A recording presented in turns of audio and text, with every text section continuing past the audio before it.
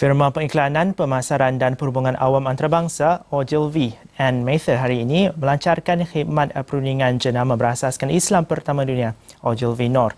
Menurut pengarah strategi budayanya, Nazia Hussein, syarikat terbabit menyediakan strategi bagi membantu syarikat bukan Islam melebarkan jenamanya ke pasaran Islam.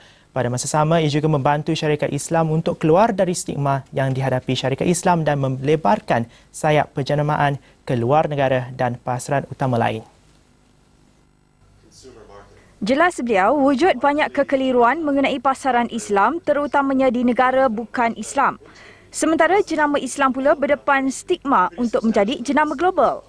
To offer consultancy and guidance and advice to brands from anywhere in the world of any origin who want to appeal to Muslim consumers more deeply, more empathetically, more relevantly. And it's about engaging Muslim consumers on their own terms. Ogilvy Noor juga melancarkan laporan Islam dan pengguna Islam baru yang mana kajiannya dibuat selama 2 tahun.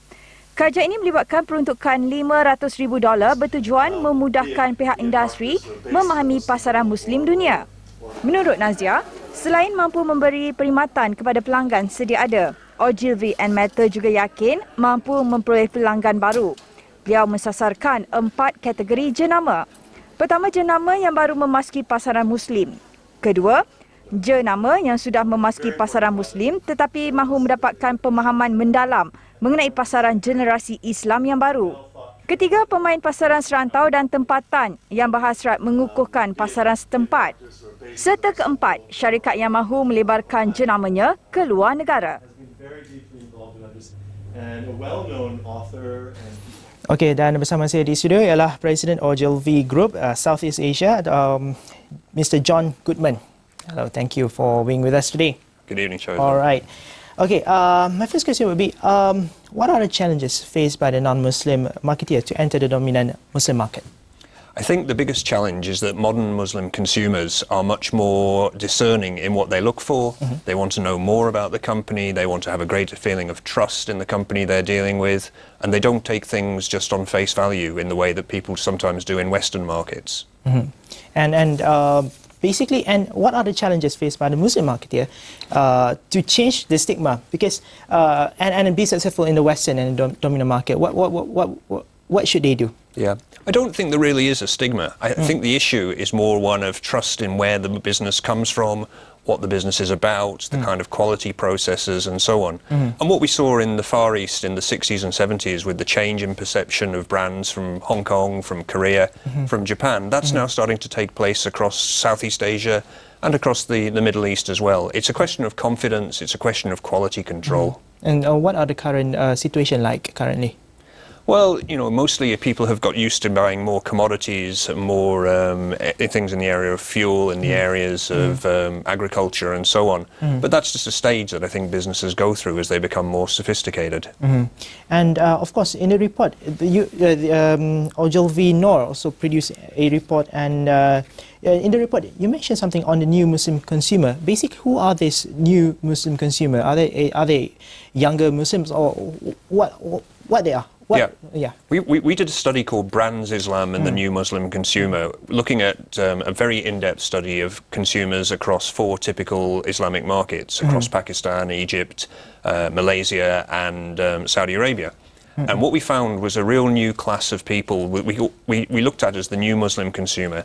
They were much more straddling 2 different worlds.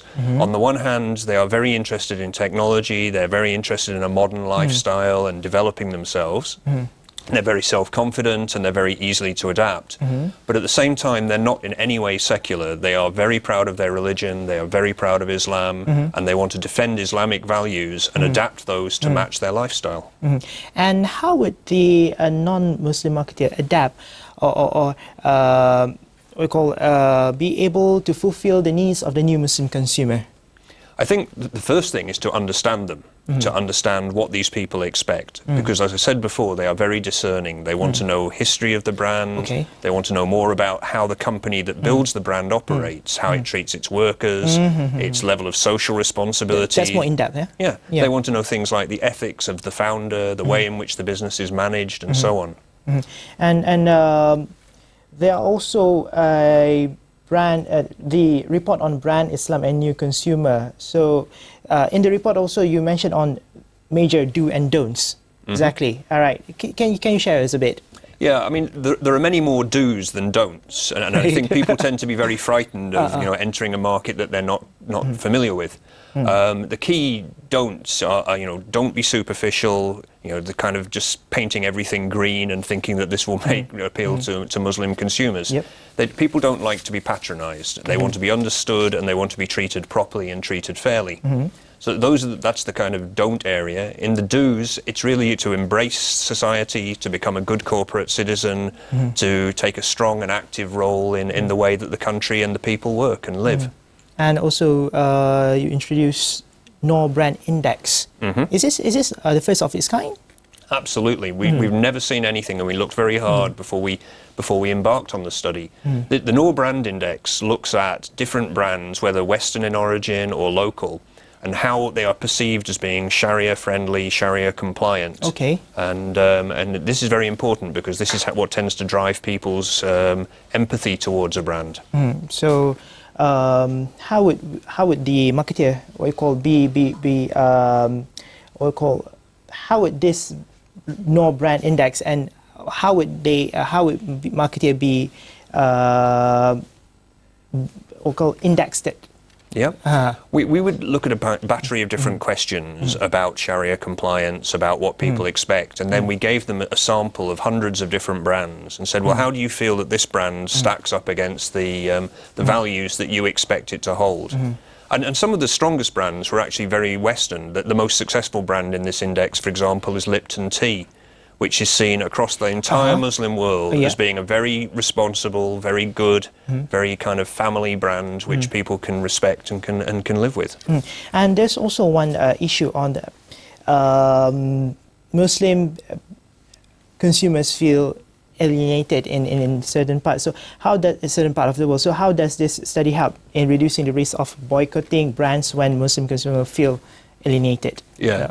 I mean, the stories of boycotts always get a lot of publicity. In fact, really, there are 2 or 3 in the last decade out of the thousands of brands. The key thing, I think, is to have people working on the brand who actually understand society, who understand what's important, and who understand the values of Islam.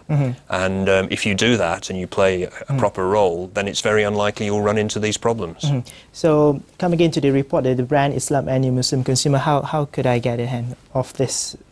Well, you can order it off our website. We have a website which is www.ogilvynoor.com, and you can just go on there and order it. And this is the launching day of Ogilvy Noor, right? So congratulations. Thank you very much. Right.